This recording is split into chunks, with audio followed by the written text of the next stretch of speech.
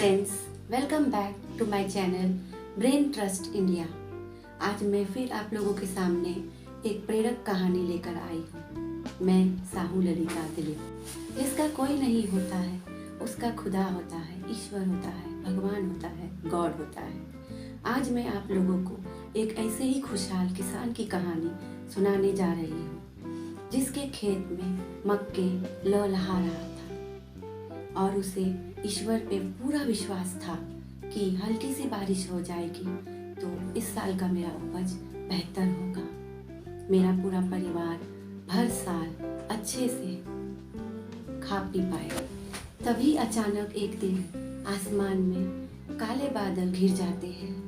किसान बड़ी खुशी से अपने घर में जाता है जहाँ उसकी पत्नी खाना बना रही थी। उसकी पत्नी भी कहती है गॉड्स विल, अगर भगवान चाहेगा तो ज़रूर बरसेगा। किसान भी झूमते हुए अपनी पत्नी से कहता है कि बड़ी बूंद 10 सेंट और छोटी बूंद 5 सेंट, मतलब कि जैसी बारिश होगी वैसे खेती में फसल होगा। अचानक बारिश शुरू हो जाती है।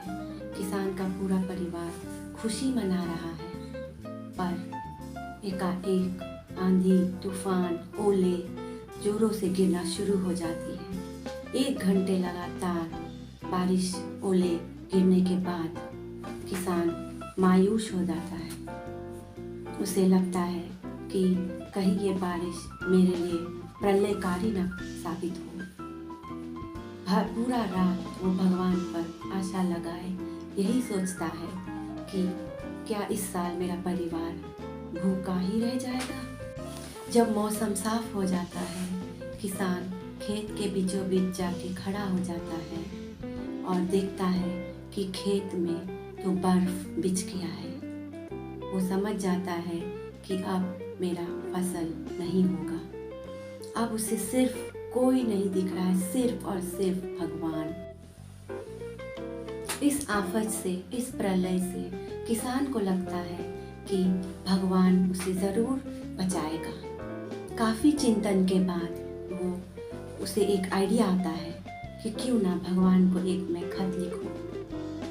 वो सुबह सुबह उठकर सबसे पहले पोस्ट ऑफिस जाता है। पढ़ा लिखा तो उतना नहीं था, पर पोस्ट ऑफिस से पोस्ट कार्ड लेकर और भगवान के नाम से खत लिखता है। भगवान को लिखता है कि भगवान, इस बार जो मैंने खेती किया वो तो बर्बाद हो गई। अब मुझे फिर से खेती करने के लिए और मेरे परिवार के भरण पोषण के लिए 100 सेंट चाहिए। आप अगर चाहें तो कुछ भी कर सकते हो, मुझे बस 100 सेंट से मदद कर दीजिए। किसान ने अपनी पूरी अर्जी लिखकर भगवान के नाम पर इस विश्वास के साथ लेटर बॉक्स में डाल दिया कि मुझे अब सिर्फ भगवान ही बचा सकता है।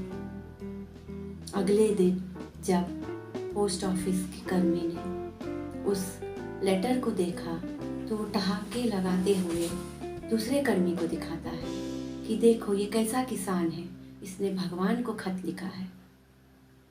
उसके बाद ये चिट्ठी पूरे पोस्ट ऑफिस में आग की तरह फैल जाती है कि कोई कभी जीवन में उन लोगों ने नहीं देखा कि कोई भगवान के नाम पे भी चिट्ठी लिखता है। पोस्ट ऑफिस का जो बॉस है, लास्ट में ये लेटर उसके पास जाता है। वो बॉस भी बड़ा हंसता है, लोटपोट हो जाता है कि भगवान के नाम पे चिट्ठी। फिर हंसते हंसते वो शांत हो जाता है और बाकी वर्कर को भी कहता है कि his faith in God should not be broken. हमें उसके विश्वास को तोड़ना नहीं चाहिए। उसने जिस फेथ के साथ, जिस विश्वास के साथ भगवान को ये चिट्ठी लिखा है, हमें भी वैसा ही कुछ चैरिटी फंड को जमा करके उसे दे देना चाहिए।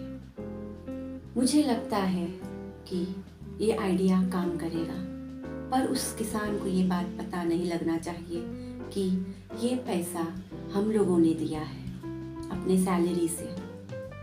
उसे लगना चाहिए कि ये पैसा भगवान ने ही उसे भेजा है मदद के रूप में। पोस्ट ऑफिस के जितने वर्कर हैं सबने अपने सैलरी से कुछ ना कुछ उस चैरिटी फंड के लिए जमा किया। 100 सेंट तो नहीं हो पाया, पर 70 सेंट जमा हुआ। तो पोस्ट ऑफिस का जो बॉस है वो सोचता है कि चलो नहीं कुछ तो 70 सेंट ही सही। अब किसान को ये शक ना हो कि हम लोगों ने दिया है, तो उस पोस्ट कार्ड पे या मनी ऑर्डर पे उसने सिर्फ फ्रॉम गॉड लिखकर 70 सेंट डालकर और किसान को भिजवा दिया।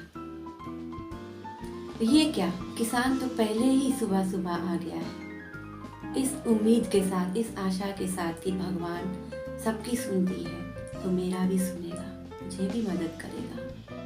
मेरे परिवार का क्या होगा? वो जाता है तो उसको पोस्ट ऑफिस का जो वर्कर है उसका मनी ऑर्डर उसे थमाता है। पोस्ट ऑफिस का वर्कर तो अपने आप में एकदम गर्व महसूस कर रहा है कि हम सब ने तो मिलकर इसे मदद किया है। पर यहाँ पर देखिए आगे क्या होता है। किसान उसको खोलता है, पैसे को गिनता है, तो देखता है अरे मैंने तो भगवान से 100 सेंट मांगा था, भगवान तो पूरा पैसा मुझे देता, भगवान के पास किसी चीज का कमी नहीं होता है, पर ये 70 सेंट क्यों? लगता है यहाँ का वर्कर सब क्रिकेट है, बेईमान है, लोगों ने मेरे साथ धोखा किया है, मुझे भगवान को ये बात जरूर बताना चाहिए और बाकी का 30 सेंट भी उनसे मांगना चाहिए। अब किसान गुस्सा से, उसे ये इस बात का खुशी नहीं है कि चलो कुछ तो मुझे मदद हुआ, मेरा परिवार भूखा तो नहीं रहेगा, पर उसे इस बात का दुख है कि ये पूरा 100 सेंट क्यों नहीं हुआ। अब वो फिर से भगवान को एक लेटर लिख रहा है कि भगवान, आपसे तो मैंने 100 सेंट मांगा था, पर मुझे 70 सेंट मिला है, आप मुझे प्लीज़ 30 सेंट और भेज दीजिए, क्योंकि मुझे खेती भी फिर से करना है और पूरे साल अपने परिवार का भरण पोषण भी करना है। पर इस बार आप मुझे पोस्ट ऑफिस से नहीं भेजिएगा, आप दूसरे तरीके से मुझे पैसा भिजवा दीजिए, because the workers in the post office are crooked. ये कहानी यहाँ पर ख़त्म होती है। आप लोगों को मेरी कहानी कैसी लगती है, आप कमेंट बॉक्स पर ज़रूर लिख कर बताएं। अगर मेरे चैनल को सब्सक्राइब नहीं किए हो तो सब्सक्राइब करिए, लाइक करिए, शेयर करिए। Thank you.